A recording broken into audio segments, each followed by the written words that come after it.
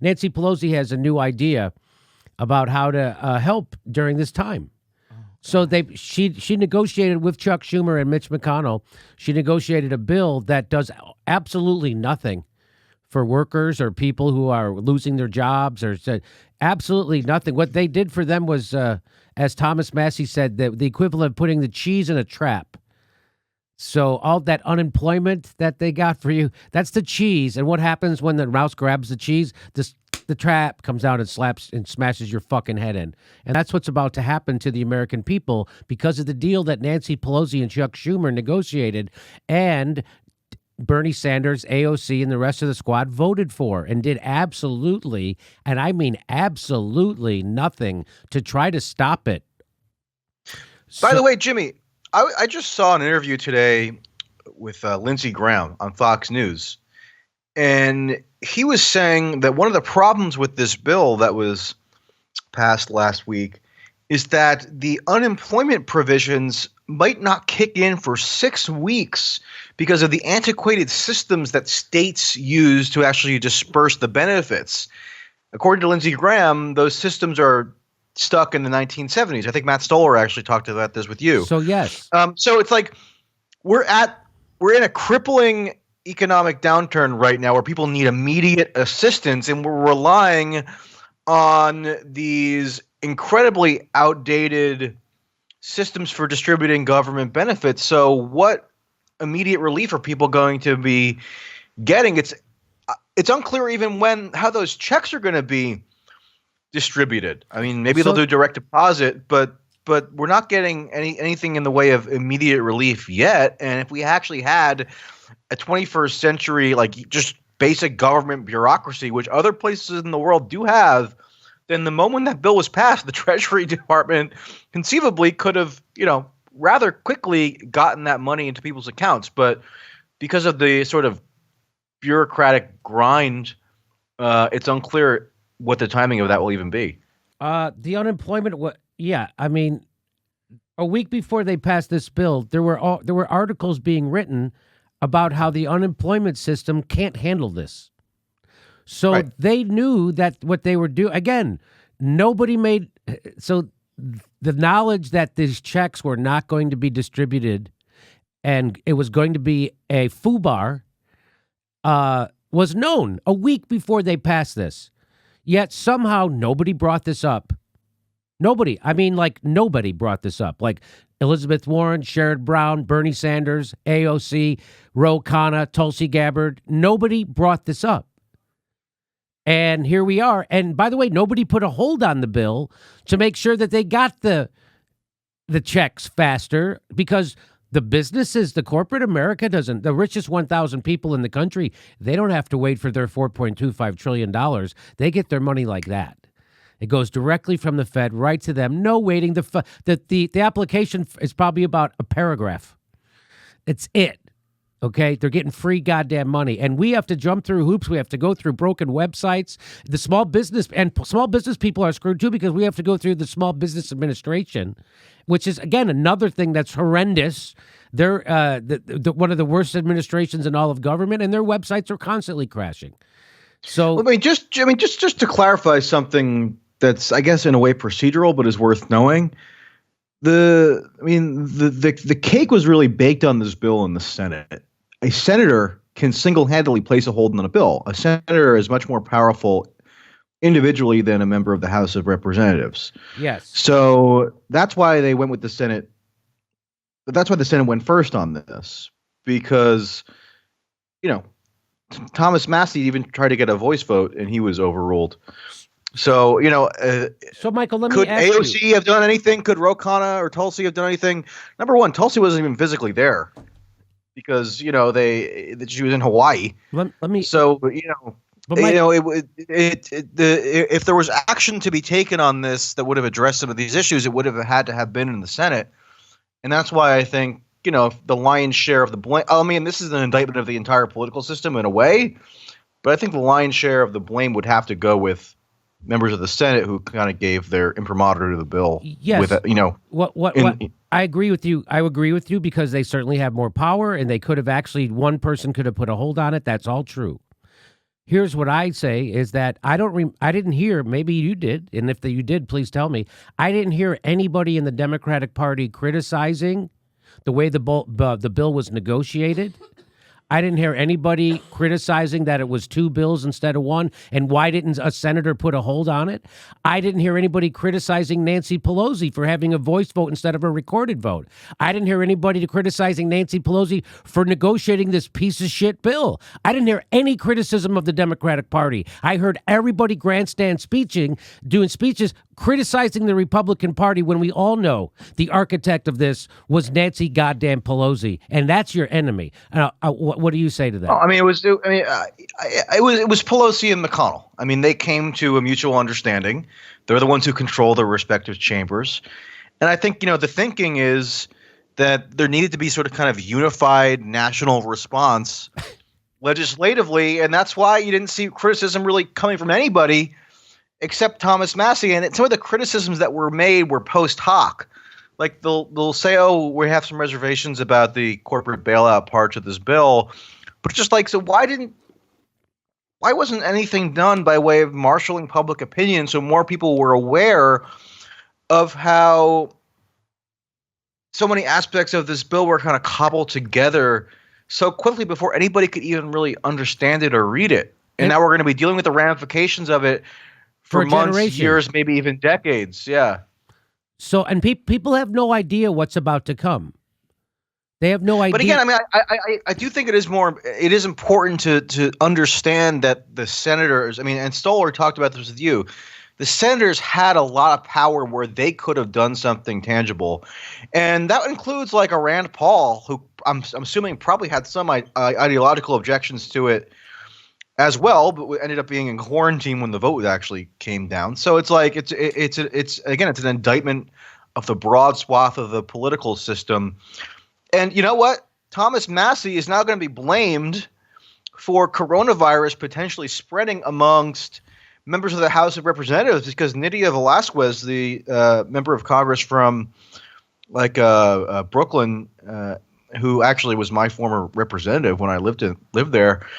She just announced yesterday that she contracted coronavirus, and guess what? She was in the House chamber a few days ago in close proximity to many other members, so she probably caused them to contract the virus as well. So, I mean, on a human level, I get it why some of these members of Congress didn't want to be personally responsible for exacerbating an epidemic or a pandemic. But at the same time, you have to. There's no good reason why they couldn't have said, "Let's slow down. Let's wait a week. The economy's crashing anyway. Why not get a better handle on what the implications of this bill are, rather than seemingly we have to rush into it overnight and then deal with the consequences for a generation." So. Just to put a button on this part of the conversation, I was surprised and I'm flummoxed and angry that I get that all the power landed in the Senate, but that nobody in the House criticized Nancy Pelosi the way she was marshaling the bill through, the way the bill was negotiated, and the fact that she wouldn't have a recorded vote. The only person who made a stink about it was Thomas Massie, and he was right. And so that's them abdicating any kind of leadership. What is the point of voting for progressives if they're going to go to the House and do exactly as Nancy Pelosi says without a fucking peep? Is there a point to vote for them, Michael? Well, I mean, even if Thomas Massie did manage to secure a voice vote or secure a roll call vote, I mean, the thing would have passed. So again, the cake was already baked. And just answer one of my questions. Just answer the fucking question. What's the question? The question is, were you surprised? Should they have said they did nothing? No criticism of Nancy Pelosi the way she marshaled the bill. And there should have been some. That was up to her how she did that. She rushed it through. Nobody had time to read a fucking 900-page bill. Bernie didn't even know what was in that goddamn thing when he voted for it. So I'm saying is they should have slowed it down, and they did nothing. And my point is, there's no criticism from the Democratic Party against the Democratic leadership, and they're really responsible for this. Yeah, I agree. I mean, I agree that even if the individual members of the House didn't have the power to unilaterally stop the bill. They could have done much more by way of public communications, so people were aware of the gravity of what was being done, and maybe it could have been delayed somewhat, and there could have been more public debate. Something, you know, and call for a strike. Call for something. Call for right now. There's wildcat strikes happening all over this country. How about you call for, hey, this is a screwing of America. I want all the grocery workers and Amazon workers to go on strike because this bill is screwing you. And we're going to stay on strike until we get Medicare for all and UBI in this bill because everybody else is getting everything. And they didn't do anything. They wouldn't even criticize the way Nancy Pelosi was marshaling the bill. And the fucking the progressive press is running interference for them. So they're saying there's heroes, that somehow Bernie was a hero and AOC was a hero. There's no fucking heroes here. America just got the biggest screwing they've ever got, and they all voted for it. Ilhan Omar goes on goddamn Democracy Now! And says that she's supporting the bill in a very monotone voice. No one's screaming. No, as if they don't know people are about to get kicked out of their houses because they're coming again. They kicked 5.1 million people out of their fucking house last time. You don't think they're going to kick more people out? And this is the equivalent of what just happened, and nobody has said this yet. The equivalent of, so by the way, Michael, and after they all voted for it, they all sent out emails not telling people, hey, let's all try to stop this. They sent out emails talking about all the great shit they got in the bill. I don't know if you are on the email list. I am. I'm going to show a bunch of them in a minute. I got email lists from Elizabeth Warren, Ilhan Omar. I got from fucking Tom Perez, Bernie Sanders, the Democratic Party, the Justice Democrats, and every fucking one of them was telling me all the shit they got in the bill. And so they're doing the exact opposite. They're the opposite of leaders. They're the one, as Kshama Sawant says, the road for progressives inside the Democratic Party leads to a graveyard, and the progressive leaders are leading you to a graveyard. Okay. Yeah, I mean, I don't know what to add there. I mean, I think you're right. It's just, one of the long term, and Justin Amash actually talked about this, which is that so much power has been concentrated in the leadership structures of the House in particular, but also the Senate, that it creates a set of conditions where Pelosi and McConnell can effectively just cut a deal, and nobody else has any direct input. So we need a structural reevaluation of why the system even enables that to begin with. That wasn't how it always worked in Congress. Committee chairs had a lot more power going back. Actually, Newt Gingrich helped spearhead some of this concentration of power when the Republicans swept in '94. But it wasn't always this way, and we're seeing the fruits of it where Pelosi and McConnell are like the most powerful people in the entire government. There's nothing anybody can do about it effectively. Yeah, they could have done more in terms of trying to influence public opinion or calling for stuff or being more vocal with the criticism. Yeah, but we're kind of stuck with this crazy legislative system where so much power is wielded by somebody like Nancy Pelosi, who's, just... I mean, what is there to say? I mean, feckless doesn't even really begin to describe it. No, she's not feckless. She is not feckless. She's a mean operator. And she's a knife-wielding fucking cutthroat backroom operator. She knows exactly what the fuck she's doing. She's not feckless at all. She fucking rolls the squad. She rolls those motherfuckers, and they do whatever the fuck she says, and they do never push back on her. Ever. Well, I mean... I remember when AOC said something last summer where she was accusing Pelosi of singling out the squad for criticism, and she was saying that criticism was being leveled because there was a particular animus toward women of color or something. And it's just like, that's the most flaccid, superficial, pointless criticism you can possibly level, because does anybody really think that Nancy Pelosi is a avowed racist? Like, no, that's why it fizzled, and the type of criticism that you could level that would actually have an impact never gets voiced, because AOC can say something that appeals to the sort of vanity of the identity-obsessed members of the Democratic caucus and their allies in the media, and that's seen as like standing up to power within the party structure, when it's just not. It's just a means of placating people when and ultimately allowed for Pelosi to just assume even greater control of the the caucus. It's So here's her big idea it's a now. long-standing problem. Here's her big idea now, Michael. She wants to have a tax cut break for millionaires right now, and she says that'll inject cash into the economy. It's so bad that Republicans are calling her out. So she's not feckless. She's actually she's a cutthroat Republican in Democrat clothing, because she's gotten so fucking bad that even Chuck Grassley is calling her out. Millionaires don't need a tax break. Grassley blasts Pelosi's attempt to eliminate SALT deduction cap.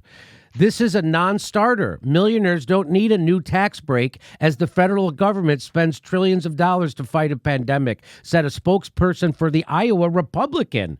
The office of Senator Chuck Grassley on Tuesday panned House Speaker Nancy Pelosi's push to repeal the cap on state and local tax deductions in the next corona relief bill. The SALT deduction cap, which was implemented in 2018 as part of the Republican tax reform bill, places a ceiling of $10,000 for deductions from federal returns of property taxes or state and local taxes. The deduction primarily benefits high earners living in high tax states. And that's her big idea. After they just gave everything away to the 1,000 richest people in the country and left everybody else out, she did, hey, there's a little bit more we can steal from you. There's a little bit more we can steal from your state coffers. So you're going to have a hard time balancing your state budget. There's a little bit more we can steal. That's Nancy Pelosi's idea. And AOC and Ro Khanna, they will never fucking call her out for this shit. You know what I think the source of that proposal is? In 2018, the Democrats won control of the House of Representatives, right? And disproportionately, the seats that they flipped. I hate the word flipped, but that seems so trivial. The seats that they won from Republicans, including actually my hometown district in New Jersey, which was held by a Republican for 30 plus years, and then this former military officer Mikey Sherrill won it.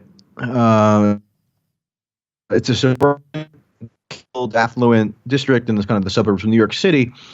And the reason why you had a lot of Democrats flooding into Congress in districts like those is because people were upset about the SALT deduction cap, which was imposed by the 2017 Republican tax cut bill. By the way, the only thing that Trump really got done legislatively as a major agenda item was the Paul Ryan tax cut bill. So it actually reflects poorly on Trump as well. That's not the MAGA agenda that he was talking about in 2016. And yet it's the only really feather in his cap that he has in terms of a major piece of legislation. But anyway, so if Pelosi is trying to make it so that members like Mikey Sherrill can retain power in 2020, one way you'd probably do that is say, oh, the Democrats in control of Congress got your SALT deduction cap removed. And that means the affluent voters in like Montclair, New Jersey, and I guess San Francisco, or the other parts of California that are of a similar demographic composition, the Democrats put more money in your pocket through your property tax situation. So I think that's probably the underlying motivation there, rather than any kind of like relief to people who are struggling as a result of the economy cratering. Okay. Are you surprised as me? I don't know if you get the emails that I get, but I get all these emails, and every day I get some of them, but my eyes glaze over when I see them. So I don't know that I pay much attention.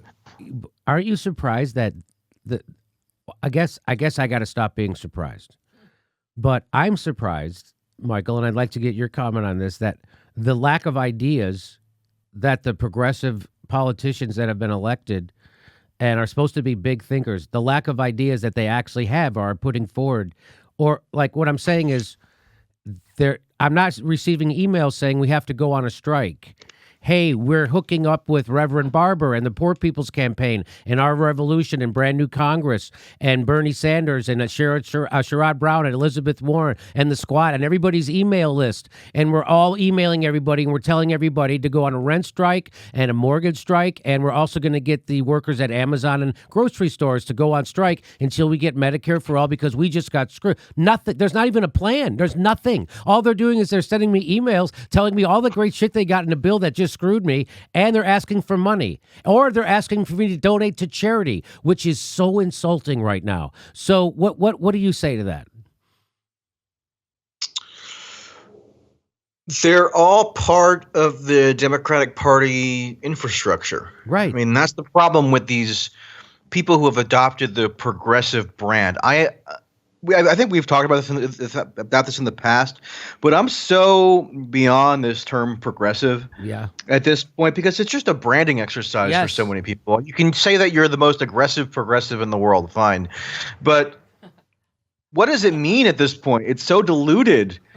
It's just a mechanism for making people content with the current state of the Democratic Party, because they can adopt what seems like this edgy ideological descriptor. Yes. And they can make themselves feel good, like, oh, they're the progressive voice within the coalition. And sometimes, Pelosi will throw you a few breadcrumbs.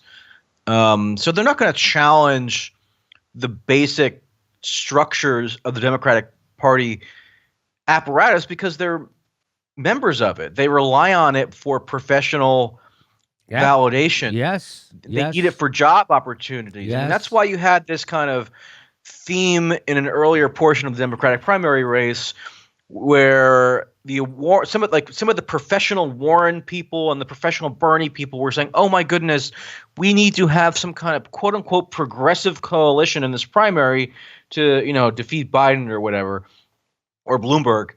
And that was because they were sensing their job opportunities slipping away. In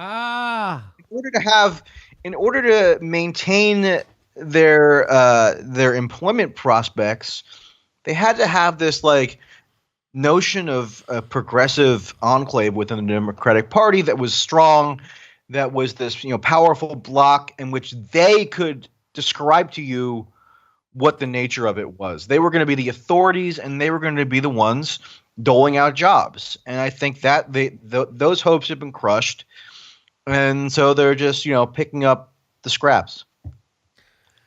So just for the record, there are no ideas from the progressives. I saw there are none. There are no ideas. There are no organizing ideas, because all their organizing ideas would have to be approved by Nancy Pelosi first. And she's never going to approve a rent strike or a mortgage strike or anything that hurts Wall Street or anything that hurts the corporations. And so you're not going to get any leadership on this from the Democratic Party. What you're going to get is tweets by Bernie Sanders right now for the next couple of weeks saying this is what we need to get done. But remember, Jimmy, Nancy Pelosi did orchestrate a very important and fruitful impeachment melodrama. I don't even remember what the details of that were at this point. Let's talk. Remember withholding military aid to Ukraine? Does anybody even have the faintest recollection of the specifics of that? I do, because I'm a crazy person. I do, but too. I doubt your average Democratic primary voter idea what it was about. Could name a single thing about what Ambassador William Taylor testified before blah, blah, blah committee last fall that supposedly necessitated this swift impeachment fracas, right? I mean, it's so ridiculous, but it provided an emotional release to Democrats who wanted to feel like their elected representatives were really holding Trump accountable. Even though it empowered Trump ultimately. I mean, I think that Trump is still fairly weak going into re-election, but I mean, that's not because of the impeachment episode. No, that's because that was the opposite. Yeah. Hey, I'm sure a lot of regular people are running around going, "What happened to Vindman?" Anyway. Yeah, exactly. Well, where's the whistleblower? We have to protect him. We got to protect that whistleblower CIA guy who's already being protected by the CIA. Yeah, I mean, where's the groundswell of demand for resumption of military aid to Ukraine right now? Supposedly, that was what spurred the entire That's it. guard sense. So, shouldn't like people be out picketing in favor of military aid to Ukraine in light of impeachment? No, of course not. It was just a circumstantial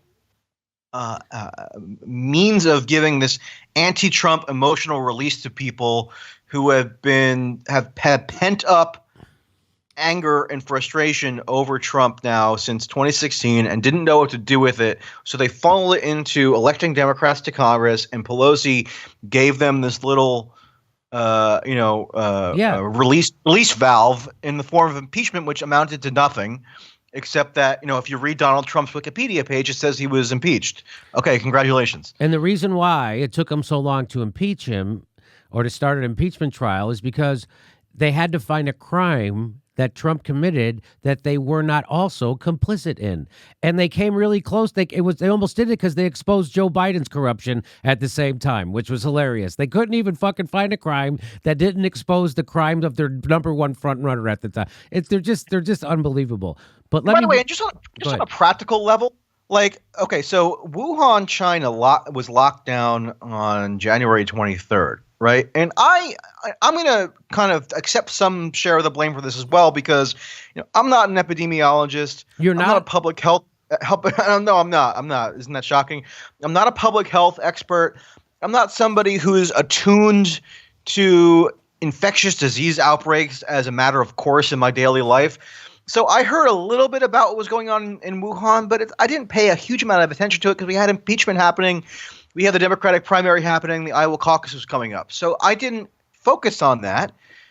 And you look at, and in hindsight, you think back to that period in late January, right, when really the pandemic was heating up and preventative action could have been taken at that time to get the production going on N95 masks, on ventilators, on all the other supplies now, which we recognize were that there was a massive deficit of, right?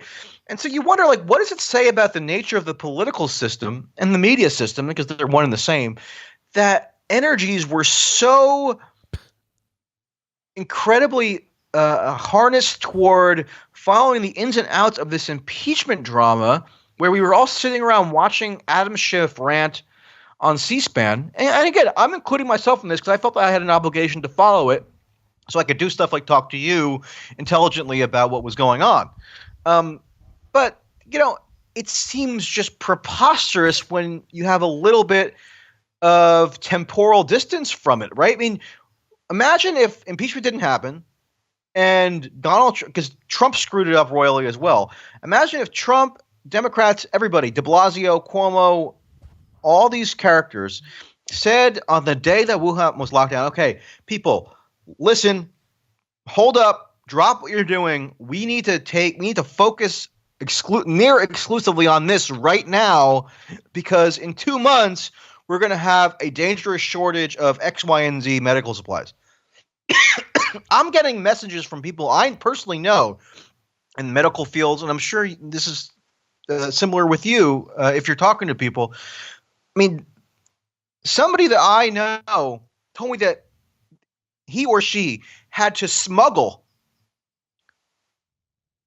basic medical supplies from a foreign country into the United States because doctors and nurses could not get them, right? And this was about a week ago.